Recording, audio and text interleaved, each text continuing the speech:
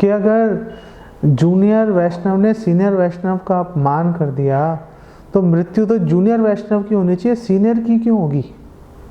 मृत्यु का आवाहन तो उसने किया अपमान करके। देखो बात यहाँ पे, चलो आपका प्रश्न ठीक है, मैं समझ गया आपका प्रश्न। जो कनिष्ठ भक्त है उसने वरिष्ठ वैष्णव का अपमान करके अपनी मृत्यु को बुलावा तो भेजा ही उसने, वो तो उसको भविष्य में उसको वो भुगतना ही पड़ेगा।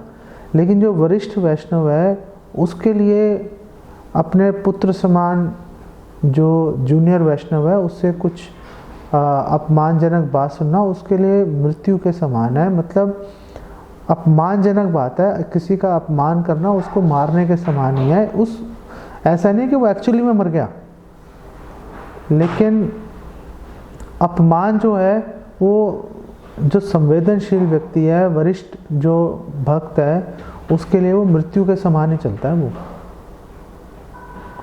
लेकिन इसका मतलब ये नहीं है कि वो फिजिकली मर जाता है। नहीं, फिजिकल की बात नहीं। हाँ, जो वरिष्ठ वैष्णव होते हैं वो तो अपमान लेते ही नहीं है। वो अपमान लेते नहीं है, वो अपमान लेते नहीं है, लेकिन उनके लिए किसी वरिष्ठ का जो प्रिंसिपल ये है कि वरिष्ठ का अपमान करना उनको मारने के समान है। जैसे पिता है, पुत्र अगर पिता के क्या उन्होंने पलट के जवाब दे दिया पुत्र ने पिता को, तो पिता को कैसा लगता है कि धरती फट जाए इसमें समा जाऊं। अगर पिता को फर्क ना पड़े, नहीं आपने तो मार दिया ना अपनी तरफ से, पॉइंट ये चल रहा है। हाँ मैंने तो अपनी तरफ से मारा ना, पर पिता को मार दिया। अब देखो प्रभु, जो सिद्धांत होता है ना, सिद्धांत, अब एक सिद्धांत चल रहा है। अब अगर आप बोलो कि कोई पशु के समान ही बिल्कुल व्यवहार कर रहा है तो उसके ऊपर ये सिद्धांत तो लग नहीं रहा। अब वो पशु है, पशु के ऊपर कैसे लगेगा सिद्धांत? सिद्धांत तो उस पे लगेगा ना जिसकी चेतना थोड़ी जागरूक है, जो उदार चित्त व्यक्ति है, जो कि शास्त्रों को, जीवन को समझता है, समझदार आदमी है। जो बिल्कुल बेवकूफ़, एक पत्थर की तरह जड़ मती व्यक्ति है, आप उसका चाहे वो 100 साल का हो जाए, उसका अपमान करो उसको थोड़ा ना फर्क पड़ेगा।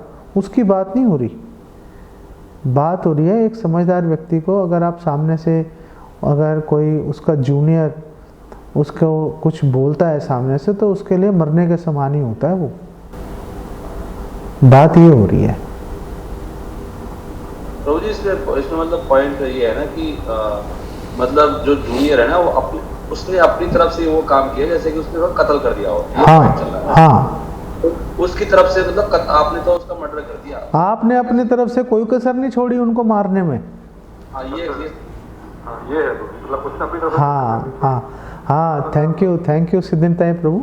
आपने अपनी तरफ से कसर नहीं छोड़ी भाई, वो तो खुद ही है चलो घायल वायल होके बच गए नहीं तो आपने अपनी तरफ से तो उनको मार ही डाला अपमान करके। इसीलिए आप देखोगे कि अर्जुन ने बिल्कुल भगवत गीता के शुरू में अर्जुन ये बात बोल रहे हैं कि हे कृष्णा, आप बोल रहे हो कि मैं अपने गुरुजनों पे शस्त्र से प्रहार करूं। अरे मैं तो ऊंची वाणी से भी नहीं उनको कुछ बोल सकता, आप बोल रहे हो शस्त्र उठा दो, मार दो। Recording stopped. नहीं, शुरू में बोल रहे हैं ना, वो इसी कारण से है क्योंकि गुरु को कटु वचन बोलना उनको मारने के समान हो जाता है। इसीलिए बहुत सावधानी से शब्दों का चयन करना चाहिए। जी वो जैसे अभी आप बात चल रही है हमारी कि किसी को भला बुरा कह दिया, अपशब्द कह दिया, तो हमने उसको मार ही डाला, राइट। तो अगर हम अपनी तारीफ करते हैं तो वो भी मारने के समान नहीं होगा कि हम खुद की तारीफ कर रहे हैं। अगर हम अपनी तारीफ कर रहे हैं, हमने दूसरे का अपमान कर दिया तो वो तो मर ही गया। लेकिन अगर हमने अपनी प्रशंसा कर दी तो फिर क्या वो भी दूसरे को मारने के समान है?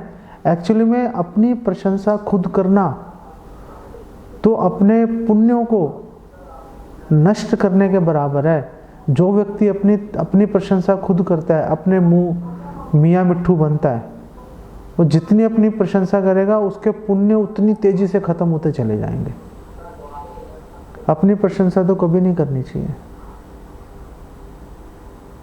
ठीक है कुछ ठीक है। बिल्कुल इसी में महाभारत में मैंने ये सुना था कि जब वो इसके बाद ही होता है कि जो अर्जुन है वो, हरे कृष्णा।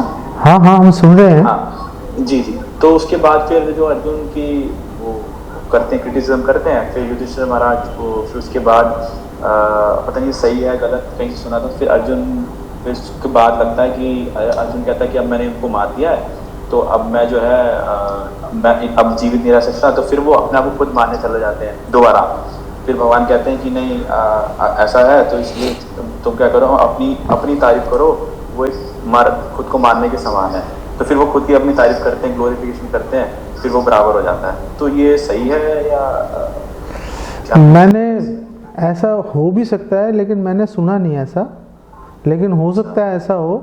और हम ये कह ही रहे हैं कि अगर कोई अपनी प्रशंसा करता है, अपनी तारीफ करता है, तो अब आपके पुण्य खत्म हो गए तो वो भी तो मृत्यु के समान ही है। जी। अगर हमारे पुण्य क्षीण हो गए, खत्म हो गए अपनी प्रशंसा करने, तो फिर जीवित रह के करेंगे क्या? चारों तरफ दुखों से घिर जाएंगे। जी नहीं जी बोलिए। तो ऐसा हो भी सकता है, मैंने अभी तक पढ़ा नहीं इस बात को। ठीक है। हाँ जी। तो एक और क्वेश्चन ये था, जैसे वो शिव तत्व की बात आ रही थी कि जो शिव तत्व है वो, जो शिव तत्व है वो जो है वो जीव और जो विष्णु तत्व के बीच के हैं वो, है ना? जीव और विष्णु तत्व के बीच में शिव तत्व है, हाँ है ना? हाँ। तो कभी तो इसका मतलब अभी हम ये समझे जाए कि फिर जो सुप्रीमेसी है वो तो विष्णु तत्व की ही आ रही है, और विष्णु तत्व से ही जो है जो शिव तत्व निकल के आ रहा है। लेकिन तो मैं, और दूसरा मेरा पॉइंट यहाँ से ये निकल के आ रहा है कि जो शिव तत्व है जो आए निकल के, तो वो हमेशा से थे, हैं, रहेंगे। हाँ जैसे विष्णु तत्व है। हाँ। शिव तत्व जो शिव है, शिव जी का कभी नाश नहीं होता। जब प्रलय होती है तो शिव जी अपने आध्यात्मिक जगत में अपने धाम चले जाते हैं वो, और वहीं पर वो निवास करते हैं।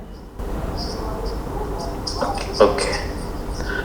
और ठीक है, मतलब बेसिकली विष्णु तत्व से वो शिव तत्व आते हैं, और दोनों ही विष्णु तत्व शिव तत्व जो है वो है इटर्नल है, वो शाश्वत है, उनका कभी नाश नहीं होगा। ठीक है कुछ ठीक है। हरे कृष्ण प्रभु जी, प्रणाम। हाँ दंडवत। प्रभु जी, जैसे अभी आपने बताया कि प्रलय के समय जो है शिव अपने धाम में चले जाते हैं, तो लेकिन ब्रह्मा जी का जो है लोक जो है वो खत्म हो जाता है क्या प्रलय के समय, क्योंकि वो जीव तत्व है? हाँ, तो अगर शिव जी अपने धाम चले जाते हैं तो फिर ब्रह्मा जी का क्या होता है? तो जो ब्रह्मलोक में ब्रह्मा जी ब्रह्मलोक में निवास करते हैं, तो वहाँ पर जो ब्रह्मा जी और ब्रह्मा जी के साथ जो असंख्य ऋषि मुनि जो सदा भगवान का स्मरण करते रहते हैं, वो सब प्रलय के समय वैकुंठ धाम में प्रवेश कर जाते हैं वो।